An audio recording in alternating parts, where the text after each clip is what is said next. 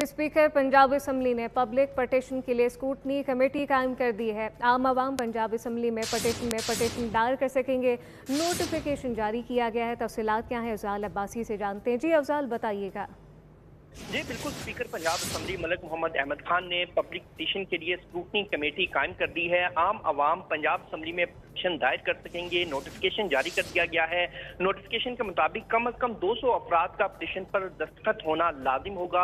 अहम नोयत के मामलात की पिटीशन पंजाब असम्बली में जमा करवाई जा सकेगी, जबकि पब्लिक पिटीशन पर स्क्रूटनी कमेटी सिफारिशात मुरतब करेगी। स्क्रूटनी कमेटी की सरबराही डिप्टी स्पीकर पंजाब असम्बली करेंगे, जबकि स्क्रूटनी कमेटी 30 दिन के अंदर पब्लिक पिटीशन पर सिफारिशात मुरतब करेगी और पब्लिक पिटीशन का फॉर्म असम्बली ऑफिशियल वेबसाइट से लिया जा सकेगा। स्क्रूटनी कमेटी अपनी सिफारिशात स्पीकर पंजाब असम्बली को पेश करेगी, जबकि असम्बली सेक्रेटेरिएट ने स्क्रूटनी कमेटी का नोटिफिकेशन भी जारी कर दिया है।